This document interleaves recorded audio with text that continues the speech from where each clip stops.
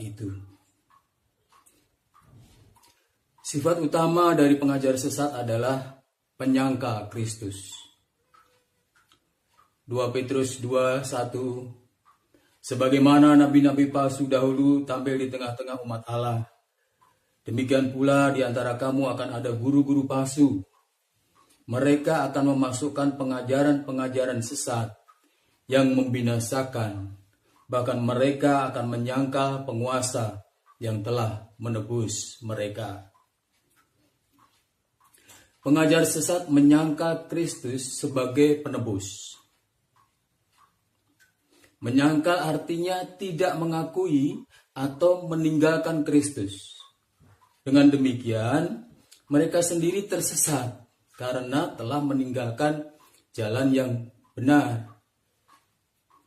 Orang yang menyangkal Kristus adalah musuh orang percaya, karena mereka mengutuk namanya yang kudus atau menghina jalan keselamatan melalui Dia yang kita percayai. Sifat kedua dari pengajar sesat adalah pendusta. Yohanes berkata dalam 1 Yohanes 2:22, siapakah pendusta itu? Bukankah dia yang menyangkal Yesus Kristus? Dia itu adalah antikristus, yaitu dia yang menyangkal baik Bapa maupun Anak. Menyangkal Kristus merupakan dusta terbesar mereka. Maka mereka layak disebut antikristus, musuh Kristus. Ini yang membuat segala sesuatu yang mereka ajarkan adalah dusta. Kalau ia berbicara tentang Allah, ia berdusta karena tidak mungkin mengenal Allah tanpa percaya kepada Kristus. Pendusta adalah mereka yang menentang Kristus dan menyesatkan orang dengan pengajaran yang menyimpang dari kebenaran. Mereka mungkin beribadah, melayani, dan mengajar bersama-sama orang benar, tetapi sesungguhnya mereka tidak sungguh-sungguh orang benar. Sifat ketiga dari pengajar sesat adalah buas. Yehezkiel berkata tentang para pemimpin Israel dalam Yehezkiel 22:27. Pemuka-pemukanya di tengah-tengahnya adalah seperti serigala-serigala yang menerkam mangsanya dalam kehausan akan darah, yang membinasakan orang-orang untuk menguntungkan diri sendiri secara haram. Pemimpin-pemimpin rohani Israel atau Yehuda pada waktu itu memakai jabatan mereka untuk keuntungan pribadi, serta menyerahkan diri kepada pemuasan nafsu dosa. Tak ada dalih yang dapat membenarkan perilaku pemimpin yang tak peduli dengan keadaan mereka yang dipimpin. Apalagi pemimpin yang berperilaku ibarat gembala yang menyembelih dan melahap daging domba gembalaannya.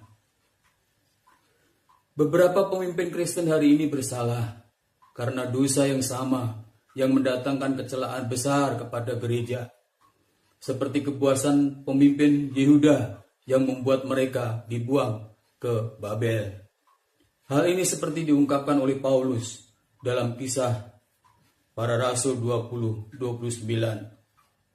Aku tahu bahwa sesudah aku pergi, serigala-serigala yang ganas akan masuk ke tengah-tengah kamu dan tidak menyayangkan kawanan itu.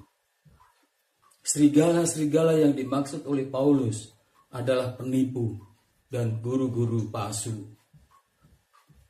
Paulus mengarahkan pandangannya kepada orang-orang dari golongan bersunat yang menggalakkan hukum lahiriah yang penuh tata cara upacara saja. Disebut serigala-serigala ganas karena mereka datang untuk mengacaukan jemaat Kristen, menabur benih perpecahan di antara mereka, dan menarik banyak orang agar menjauh dari Injil Kristus, Injil yang murni. Mereka menghasut siapapun yang dapat mereka pengaruhi untuk mereka gigit dan telan. Sifat keempat dari pengajar sesat adalah pandai menyamar atau licik. Yesus menasihati umat Allah dalam Matius 7:15.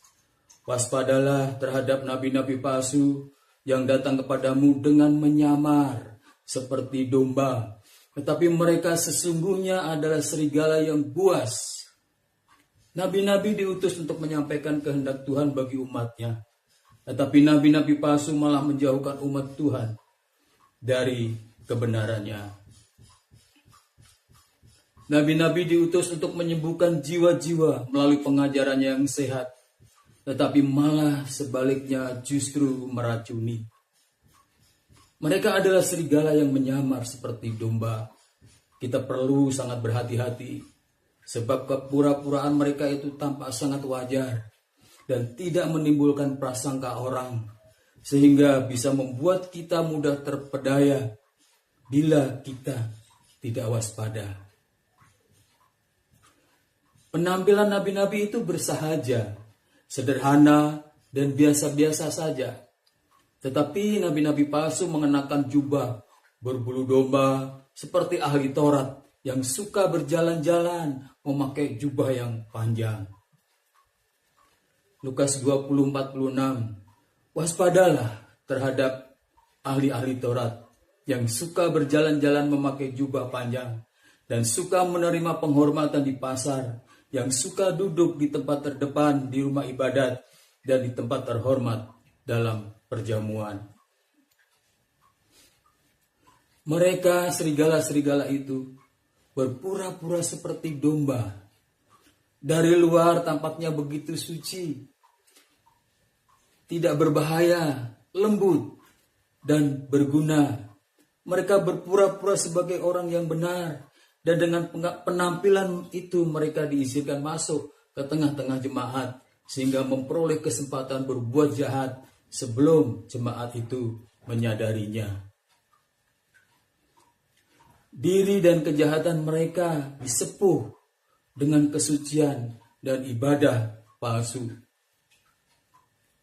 Seperti ular yang cantik yang dengan kelicikannya memberdayakan Hawa, nabi-nabi palsu menyatakan hendak menuntun orang-orang percaya, tetapi sesungguhnya melakukan penipuan. Mengenai kelicikan nabi palsu, Paulus berkata dalam 2 Korintus 11:3, tetapi aku takut, kalau pikiran kamu disesatkan dari kesetiaanmu yang sejati kepada Kristus, sama seperti Hawa diperdayakan oleh ular itu dengan kelicikannya. Nabi-nabi palsu memberitakan Mesias palsu dengan kata-kata yang menipu, dengan dibumbui hal-hal yang kelihatan spektakuler untuk menyesatkan orang percaya. Yesus sendiri telah mengatakannya dalam Markus 13:22, sebab Mesias-Mesias palsu dan nabi-nabi palsu akan muncul dan mereka akan mengadakan tanda-tanda dan mujizat-mujizat dengan maksud sekiranya mungkin menyesatkan orang-orang pilihan. Dengan memahami sifat-sifat pengajar sesat yang telah disampaikan di atas, kiranya kita dapat mewaspadai kehadiran guru-guru palsu di tengah-tengah kita. Hal itu berguna untuk menjaga imunitas iman kita dalam menghadapi para penyesat yang bermunculan di hari-hari akhir ini. Tuhan memberkati.